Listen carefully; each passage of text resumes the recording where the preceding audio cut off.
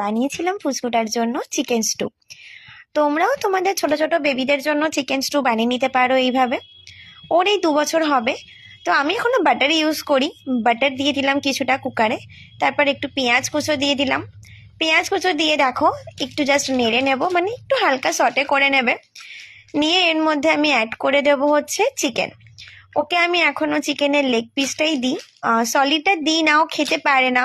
এমনি দেখবে চিকেন আমরা খুব একটা বেশি চিবিয়ে চিবিয়ে খেতে খেতে খুব বোর হয়ে যাই, বিশেষ করে সলিড পিসগুলো। তো একটু নেড়ে নিলাম। নেড়ে দেখো ওর তার কালারটা যখন একটু চেঞ্জ হয়ে যাবে, ওতে কিছু ভেজিটেবলস অ্যাড করে দেবো। আমি আলু, গাজর, বিনস, ক্যাপসিকাম অ্যাড করেছি। তোমরা তোমাদের প্রয়োজন মতন, ইচ্ছে মতন, বা তোমাদের বেবিরা যে কোনো যা ভেজিটেবলস পছন্দ করে দিতে পারো।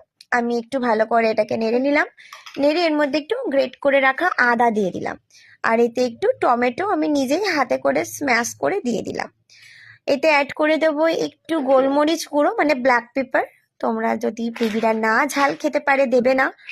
অল্প একটু হলুদ গুঁড়ো, একটু ধনে, আর সামান্য পরিমাণে জিরে, অনেক একেবারেই অল্প করে একটু করে দিয়ে দেবে। দিয়ে এবার ভালো করে এটাকে নেড়ে নেবে। হ্যাঁ, অল্প একটু নুন দিও। 1 বছরের নিচে হলে নুন অ্যাভয়েড করো। যেহেতু এটা সল্টেড বাটার, তাই খুব একটা বেশি নুন দিলাম না, সামান্য পরিমাণ দিলাম। ব্যাস, এবার অপেক্ষা করব, সিটি বাজার অপেক্ষা। এই ধরো 2-3টে মতন সিটি বাজলো, ব্যাস নিভিয়ে দিলাম। দেখে নাও আমার হয়ে গেল। এই নাও খেয়ে দেখো তো কেমন হয়েছে।